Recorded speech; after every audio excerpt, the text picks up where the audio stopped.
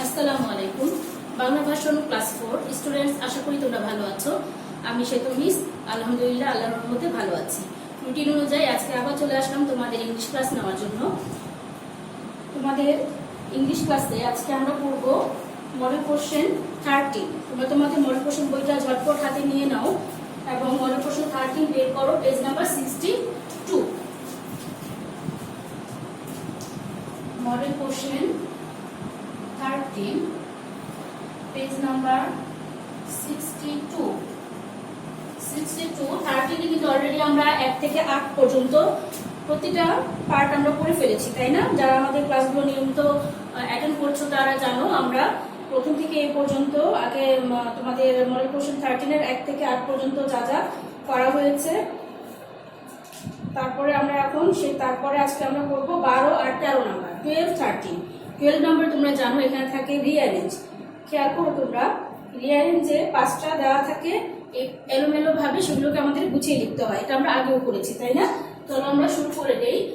12 number rearrange. আচ্ছা, বরাবরের মতো আমি কোশ্চেনটা মুখে বলবো, এলোমেলো ওয়ার্ডগুলো মুখে বলবো এবং অ্যান্সারটা লিখে দেবো। তোমরা ঝটপট খাতায় আমার সাথে সাথে তুলে নেবে, ঠিক আছে?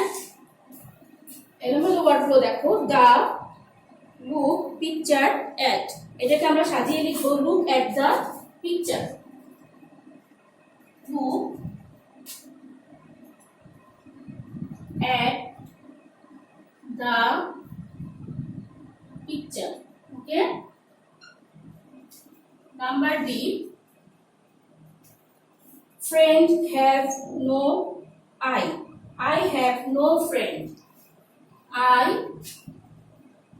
have no friend.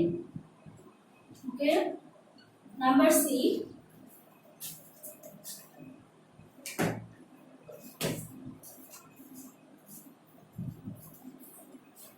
number 6 আছে দেখো 10 it's past 10. It's 10 past 10. It's 10 past 10. 10টা বেজে 10, ঠিক আছে? এখানে ঘড়ির সময়ের কথা বলা হয়েছে যে এখন 10টা 10, মানে 10টা বেজে 10। Number D, breakfast I eat breakfast. I eat breakfast. Number E, home you are not at, তাহলে আমরা কি লিখবো? are not you at home. aren't একসাথে সংক্ষেপে লিখেছে, aren't you at home. Question mark, তোমরা রিঅ্যারেঞ্জে কিন্তু ওই ফুল স্টপ, কোশ্চেন মার্ক, কমা এগুলো খেয়াল করবে, এগুলোর উপরও কিন্তু মার্কিং আছে, ঠিক আছে? তাহলে আমরা যে পাঁচটা রিঅ্যারেঞ্জ পেলাম সেটা কি? Look at the picture, I have no friend, it's 10 past 10, I eat breakfast, aren't you at home. Okay, এরপরে 13 নাম্বার ফর্ম পূরণ, ঠিক আছে? তোমরা ফর্ম পূরণটা কিন্তু এর আগে আমরা ক্লাস চলাকালীন সময় করে নিচ্ছি। এটা একটা সহজ পার্ট, এর জন্য এটা নিয়ে খুব একটা বেশি আলোচনা করা হয় না, কারণ এটা তোমরা এমনিতেই পারো। তাও আজকে আমি একটু আলোচনা করে দিচ্ছি, কারণ দীর্ঘদিন আমাদের বিরতি গিয়েছে, তাই না? বিরতি মাঝখানে আমরা এই পার্টটা কিন্তু কম করা হয়েছে, তাই আজকে এটা একটু আলোচনা করি যেন তোমাদের একটু বুঝতে সুবিধা হয়। আগে কোশ্চেনটা দেখো কি বলছে 13 নম্বরে। Imagine you want to increase your general knowledge. For this, you want to be a member of a quiz club. Now, fill up the form out for membership. তাহলে তুমি মেম্বারশিপের জন্য কুইজ ক্লাবে সদস্য হতে চাও, সেটার জন্য তুমি কি করবে? একটা আবেদন লিখবে বা ফর্ম পূরণ করবে, ঠিক আছে? তাহলে এখানে অনেক সময় কি হয়, কোশ্চেনে নাম বলে দেয়, বিভিন্ন ইনফরমেশন দেওয়া থাকে, নাম, ঠিকানা, বাবা মার নাম, জন্ম তারিখ দেওয়াই থাকে, সেটা ফলো করে লিখতে হয়। কিন্তু এখানে কিন্তু তোমাদের বাইরে থেকে কোনো ইনফরমেশন তারা দিয়ে দেয়নি, জাস্ট বলছে ইমাজিন ইউ ওয়ান্ট টু, মানে এটা তোমাকে বলা হয়েছে। তাহলে এখানে তুমি যেই তথ্যগুলো দিয়ে ফর্মটা পূরণ করবে সেটা কি থাকবে? তোমার সম্পর্কে। তুমি তোমার নাম, যেমন নেমের জায়গায় তুমি তোমার নাম লিখবে, mother's name, father's name, date of birth, home address, contact number, signature. আরেকটা জিনিস খেয়াল করবে, এটা বেশি সহজ হলেও কি দেখা যায় বলতো, অনেক সময় কিছু কিছু পার্ট তোমরা অসাবধানতা বশত বাদ দিয়ে ফেলো। যেমন কেউ হয়তো কর্নারে এই ফটোটা দাও না, কেউ উপরে এই হেডিংটা লেখো না, কেউ আবার সিগনেচারের জায়গাটা ব্ল্যাঙ্ক রেখে দাও, এটা করো না। তাহলে সেক্ষেত্রে কিন্তু তোমাদের নাম্বারিংটা কমে যায়, কারণ প্রতিটা পার্টের জন্য তো তোমার নাম্বার আছে, তাই না? এই একটা ফর্ম পূরণের হলে টোটাল 5 মার্কস। তুমি যদি কোনো একটা অংশ বাদ দিয়ে দাও সেক্ষেত্রে কিন্তু তোমার নাম্বারটা বাদ যায়। আর এটা ম্যাক্সিমাম ক্ষেত্রে তোমার দেখে দেখে পূরণ করতে হয়, সেই ক্ষেত্রে একটু সচেতন ভাবে করবে যেন তুমি কোনো পার্ট বাদ দিয়ে না ফেলো, ঠিক আছে? আমাদের খাতার মার্জিনের ভিতরে আমরা আগে ফার্স্টে কি করবো বলতো, একটা বক্স করতে হবে আমাদের। নিচের বক্সের মানে পোস্ট এখনই আমরা দিব না, আমরা আগে লিখে নিব যতটুকু জায়গা আমাদের লাগে, আমরা ফ্রি ভাবে আগে লিখে নিয়ে তারপর লাস্টে যখন হয়ে যাবে তখন আমরা নিচে লাইনটা দিয়ে এটাকে বক্স করে দেবো, ঠিক আছে? তাহলে ফার্স্ট আমার কি আছে এখানে, ফটো। আমি প্রশ্নে বা বইয়ে যেভাবে আছে সেটা কপি করেই আমি কি করব, হুবহু এই ফর্মটা আকৃতি দিব, ঠিক আছে? আইকিউ কুইজ ক্লাব, এখানে যা আছে জাস্ট দেখে দেখে তোমরা তুলে দেবে। আইকিউ কুইজ ক্লাব, নিচে একটা ঠিকানা দেওয়া আছে 17 ধানমন্ডি, 17 ধানমন্ডি রেসিডেন্ট এরিয়া, ঢাকা। ওকে, তাহলে আমরা উপরে হেডিংটা দিয়ে দিলাম। এরপরে দেখো কি দিয়েছে, 1 2 নাম্বার দিয়ে। Number 1 name, number 2 mother's name,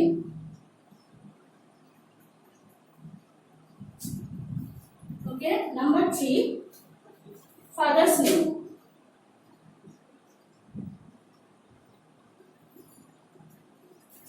4 number চেয়েছে date of birth, date of birth. তারপরে চেয়েছে হোম অ্যাড্রেস,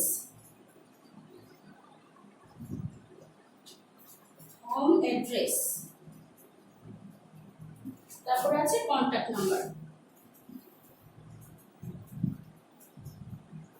কন্টাক্ট নং, সংক্ষেপে দিয়েছে। তোমরা জাস্ট ফর্মটাকে ফলো করে লিখবে। এখন আমাদের কলম দেওয়ার পালা। এই কলমটা কিন্তু আমরা একটা এইখানে একটা এইখানে, মানে যেখানে শেষ হচ্ছে সেখানে মানে বাঁকা করে দেব না। আমরা কি করব, একটা সোজা একটা রাখবো যেন আমার কলমগুলো একদম এক লাইনে হয়, ঠিক আছে? আমার লেখাটার ভিতরে ছোট থাকুক বা বড় থাকুক, আমি জাস্ট একদম লাস্টে গিয়ে সোজা করে কলমগুলো দিব, ঠিক আছে? তারপরে কি করব, নেম। এখন এখানে তুমি তোমার নাম লিখবে। ধরো আমি একটা বানিয়ে একটা লিখলাম মোহাম্মদ হাসান, ওকে? তোমার নাম হচ্ছে লিখে দিলে, এখানে তুমি তোমার নামটা লিখবে। মাদার্স নেম, মনে করো মার নাম হচ্ছে রহিমা আক্তার, ওকে? বাবার নাম হচ্ছে রাকিব হাসান। আমি কিন্তু এগুলো সব বানিয়ে দিচ্ছি, ঠিক আছে? জাস্ট তোমাদের বোঝানোর জন্য। ডেট অফ বার্থ, এটা হয়তো বানিয়ে দিই 6/6/20 কত দিব, 2002, ওকে? সরি 2002 না, 2012 দিনে তো অনেক বছর হয়ে যায়। হোম অ্যাড্রেস যে কোনো একটা বানিয়ে দাও। মনে করো আমি দিলাম 175 ইস্ট কাফরুল, বা তোমরা ইব্রাহিমপুর, সাউথ কাফরুল এটসেট্রা, যেটা তোমাদের ঠিকানা সেটা লিখবে, ঠিক আছে? কন্ট্যাক্ট নাম্বার, একটা ফোন নাম্বার দিয়ে দিবে 0171 দিবে, এখানে কমপ্লিট না করলেও চলবে। তারপর আমাদের কি আসবে, এখানে সিগনেচার।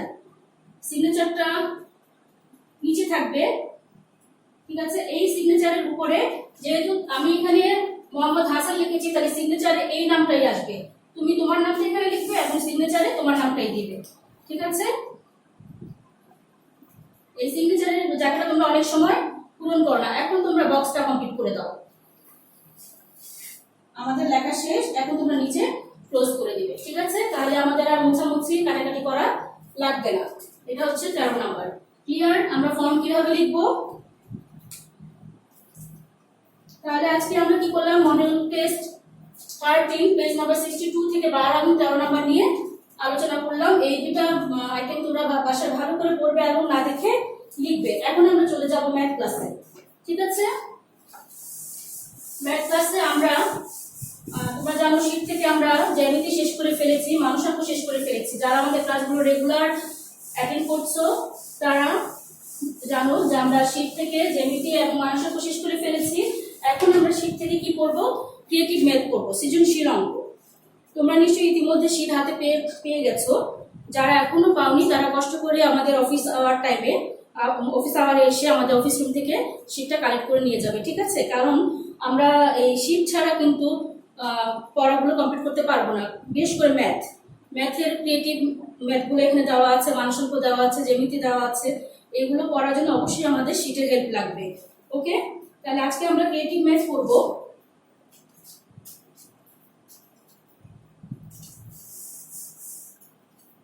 অধ্যায় 10, তোমাদের শীটে অধ্যায় 10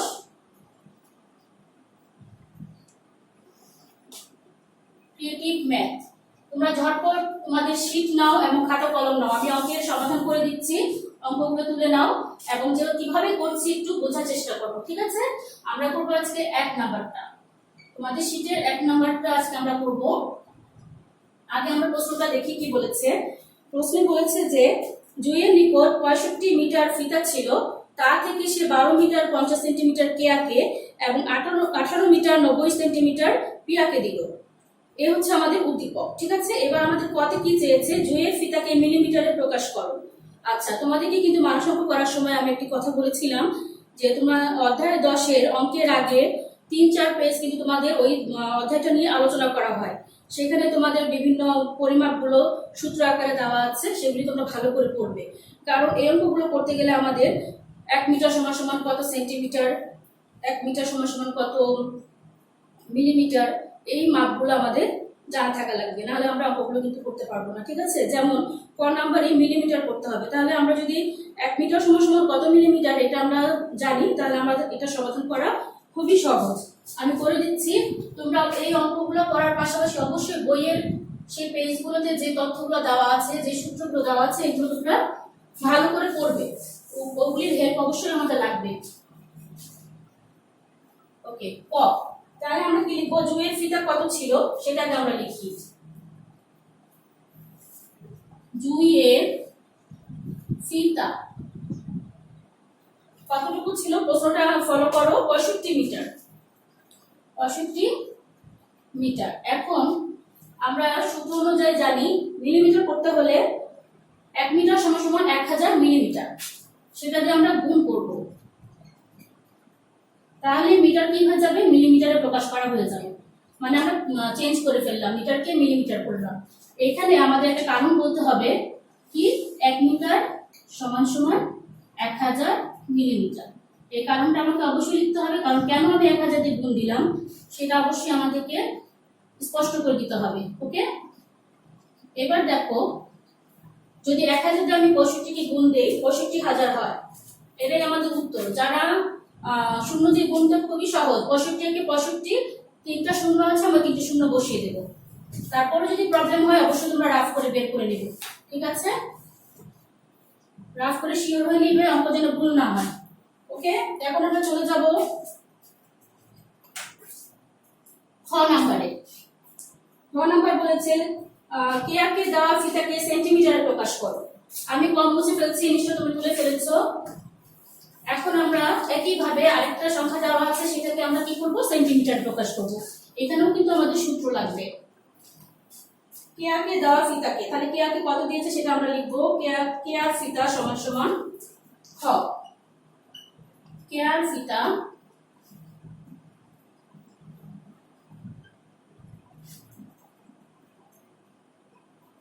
কতটুকু কেয়াকে দিয়েছে, 18 মিটার 90 সেন্টিমিটার।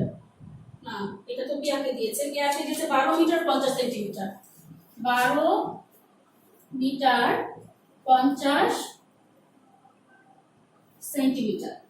ওকে, এখন সেন্টিমিটার করতে গেলে তোমরা লক্ষ্য করো 50 সেন্টিমিটার আমার অলরেডি আছে, তাহলে চেঞ্জ করতে হবে আমার কাকে, মিটারকে, 12 মিটারকে। আমি যদি 12 মিটারকে সেন্টিমিটার করতে যাই তাহলে আমি 100 দিয়ে গুণ দিব। ঠিক আছে, তাহলে এটা কিন্তু আমার মিটারের জায়গায় সেন্টিমিটার হয়ে যাবে। আর এই 50 যেটা আগে থেকে সেন্টিমিটার ছিল সেটাকে আমরা এর সাথে যোগ করে দেব। এখানে আমরা কারণ হিসেবে কি লিখবো, 1 মিটার সমান সমান 100 সেন্টিমিটার, তাই আমরা 100 দিয়ে গুণ দিয়েছি। ঠিক আছে, তাহলে আমাদের এখানে গুণ করলে কি হবে, 1200 সেন্টিমিটার আর যোগ দিয়ে 50 সেন্টিমিটার, এই দুটো যোগ করে দিলে আমরা কি পাবো বলো তো, 1250 সেন্টিমিটার। তাহলে আমাদের সেন্টিমিটারে প্রকাশ করা হয়ে গেল উত্তর 1250 সেন্টিমিটার। ওকে, এখন আমরা করব গ নাম্বার।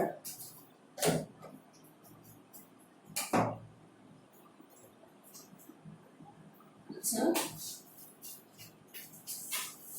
গ নাম্বারে তুলনা করেছে কত বেশি বা কম আছে, কত কম, কে আর পি আর দুজনের মধ্যে কত কম পেল। ঠিক আছে, তাহলে কম বা বেশি পেলে যদি বের করতে হয় আমরা কি জানি, সেক্ষেত্রে অঙ্কটা বিয়োগ করে বের করতে হয়। ঠিক আছে, তাহলে আমরা এখন কি করে দেবো, বিয়োগ করে দেবো।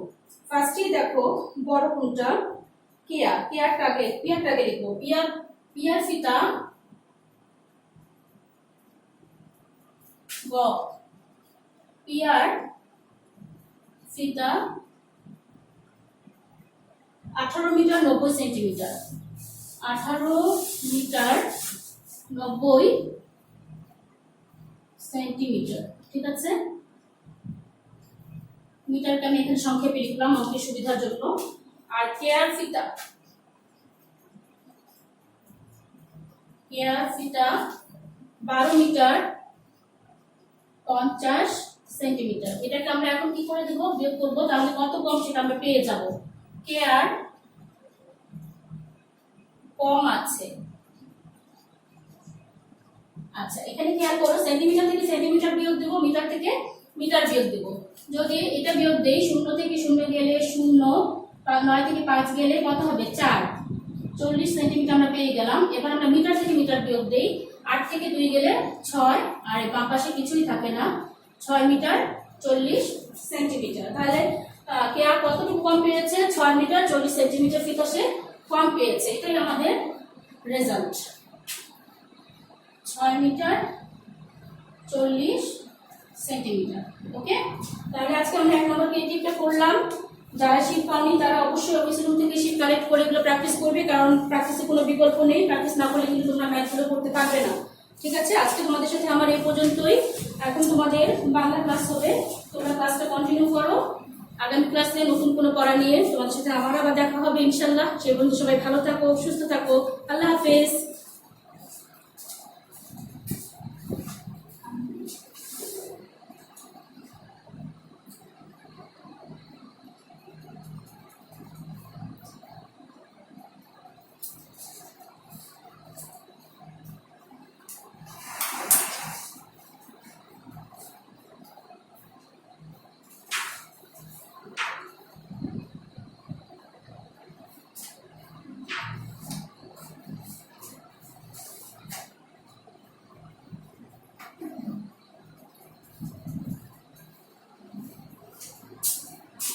আসসালামু আলাইকুম, ক্লাস 4 এর প্রিয় শিক্ষার্থীরা, কেমন আছো তোমরা সবাই?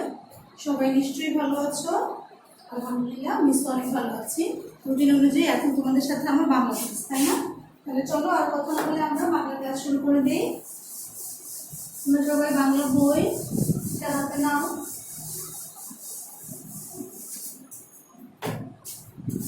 বাংলা আজকে আমরা কি ক্লাস করবো, গদ্য ক্লাস করবো, তাই না? বাংলা গদ্য, পেজ নাম্বার হচ্ছে তোমাদের 1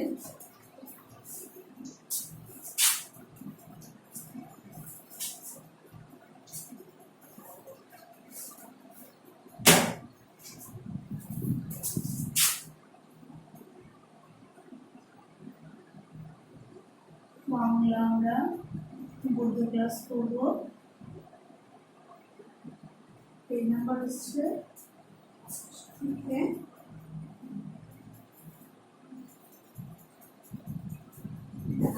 ঠিক আছে।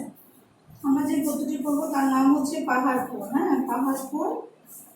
প্রথমে আমাদেরকে এই পাহাড়পুর গল্পটি খুব ভালো করে পড়তে হবে, কারণ হচ্ছে বৌদ্ধদের নিয়ে, এই গল্পটিতে বৌদ্ধদের নিয়ে আলোচনা করা হয়েছে। তোমরা গল্পটি পড়লে খুব ভালো করে জানতে পারবে এখানে কি কি কথা বলা হয়েছে। বৌদ্ধদের সম্পর্কে অনেক কিছু বলা হয়েছে এখানে। আমরা মনোযোগ দিয়ে প্রথমে গল্পটি পড়বো, গল্পটি পড়ার পর আমরা অনুশীলনে চলে যাব।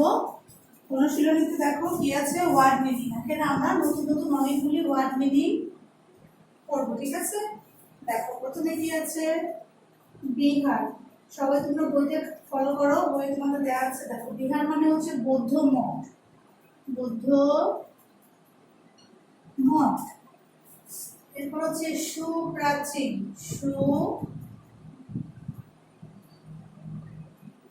সুপ্রাচীন মানে কি, পুরাতন। তারপর হচ্ছে ভিক্ষু, ভিক্ষু মানে হচ্ছে বৌদ্ধদের মধ্যে যারা সংসার ত্যাগী, বৌদ্ধদের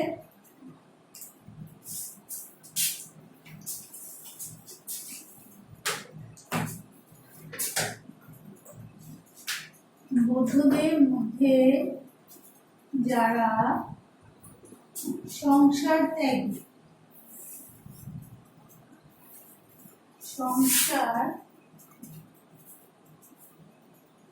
সংসার ত্যাগী, ঠিক আছে? সংসার ত্যাগী সন্ন্যাসী।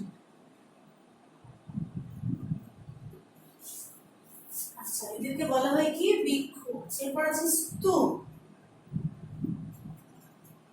স্তূপ মানে কি, টিভি। বিশাল, সবচেয়ে শুনে বোঝা যাচ্ছে বিশাল মানে অনেক বড়, অনেক বড়। এরপর আছে প্রাণ কেন্দ্র, প্রাণ কেন্দ্র। প্রাণ কেন্দ্র মানে হচ্ছে কি, প্রধান জায়গা, প্রধান জায়গা। এরপর হচ্ছে দুর্লভ, না দুর্বল, সরি দুর্বল। দুর্বল মানে হচ্ছে যা সহজে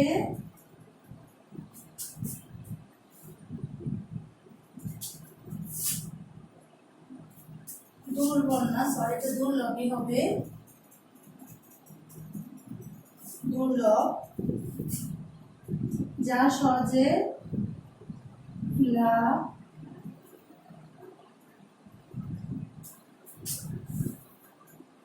যা সহজে লাভ করা যায় না বা পাওয়া যায় না। এরপর আছে দেখো আবিষ্কার।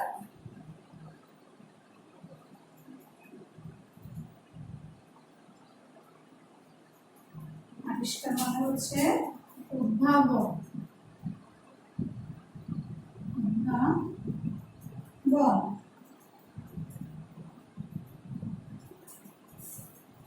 আচ্ছা, এরপর আছে দেখো আরো কিছু শব্দ বাকি আছে আমাদের, সেগুলো আমরা উপর অংশে লিখে নিচ্ছি। তার উপরে মোছারাকে বলে লিখবো। বিহার মানে হচ্ছে বৌদ্ধ মঠ, সুপ্রাচীন মানে হচ্ছে পুরাতন, ভিক্ষু বৌদ্ধদের মধ্যে যারা সংসার ত্যাগী অর্থাৎ সন্ন্যাসী।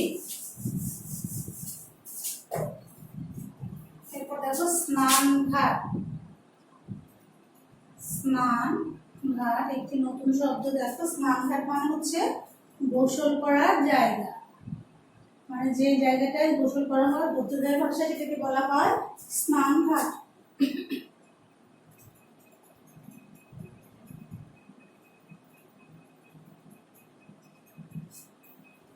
এরপর আছে ধর্মচর্চা। ধর্মচর্চা মানে হচ্ছে ধর্ম বিষয়ে জ্ঞান লাভ, ধর্ম বিষয়ে জ্ঞান লাভ করা বা অনুশীলন করা।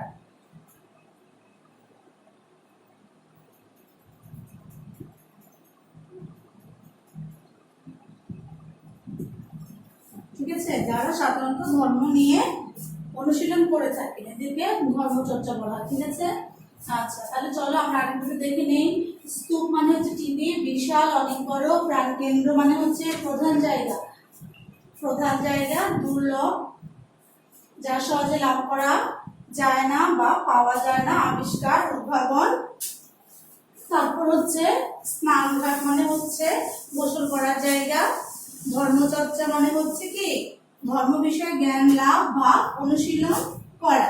ঠিক আছে, এরপর আমরা চলে যাব এফবি তে। দেখো তোমাদের এফবি দেওয়া আছে, আমরা সেই এফবি গুলি নিয়ে এখন আমরা সেই এফবি গুলি পড়বো। আমরা শুধুমাত্র আনসার গুলি লিখবো, তোমরা আমার সাথে সাথে তোমাদের বইয়ে আনসার গুলি দাগিয়ে নাও। দেখো ক নাম্বার কি আছে, ক নাম্বার বলেছে পাহাড়পুর ছাড়াও আমাদের দেশে আরো ড্যাশ রয়েছে। আরো কি রয়েছে? আরো বিহার রয়েছে। বিহার, আচ্ছা খ গ ঘ ম চ।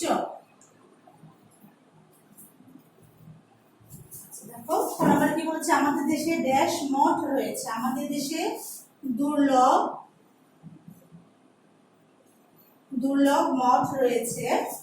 টেবিলের উপর ধুলোবালি পড়ে ময়লা ড্যাশ হয়ে আছে, ময়লার স্তূপ হয়ে আছে, ময়লার স্তূপ হয়ে আছে। আকাশ অনেক ড্যাশ, ঘ নাম্বার হচ্ছে আকাশ অনেক কি বিশাল, আকাশ অনেক বিশাল। পনেরো হচ্ছে ঢাকা বাংলাদেশের ড্যাশ, ঢাকা বাংলাদেশের প্রাণ কেন্দ্র, ঢাকা বাংলাদেশের প্রাণ কেন্দ্র। চ নম্বর হচ্ছে জাদুঘরে অনেক ড্যাশ জিনিস দেখতে পাওয়া যায়, সুপ্রাচীন, অনেক প্রাচীন জিনিস দেখতে পাওয়া যায় জাদুঘরে। ঠিক আছে,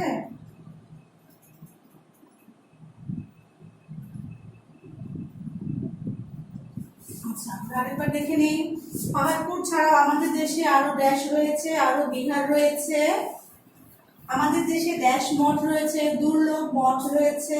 টেবিলের উপর ধুলোবালি পড়ে ময়লার ড্যাশ হয়ে আছে, স্তূপ হয়ে আছে। আকাশ অনেক ড্যাশ, আকাশ অনেক বিশাল। ঢাকা বাংলাদেশের ড্যাশ, ঢাকা বাংলাদেশের প্রাণকেন্দ্র। জাদুঘরে অনেক ড্যাশ জিনিস দেখতে পাওয়া যায়, সুপ্রাচীন জিনিস দেখতে পাওয়া যায়। ঠিক আছে, তাহলে শিক্ষার্থীরা আজকে আমরা পাহাড়পুর গল্পটি পড়লাম। আগামী ক্লাসে আমরা এর বাকি অংশ নিয়ে আলোচনা করব। বাকি অংশে কোশ্চেন অ্যান্সার আছে, আরো অন্যান্য বিষয় আছে, সেগুলো নিয়ে আলোচনা করব। আর আজকে আমরা যে পড়াগুলো পড়লাম আশা করি এগুলি তোমাদের মুখস্থ হয়ে যাবে, আজকে তোমরা শেষ করে ফেলবে। ঠিক আছে, আগামী ক্লাসে আবার দেখা হবে। সে পর্যন্ত সবাই ভালো থাকবো, সুস্থ থাকবো। আল্লাহ হাফেজ।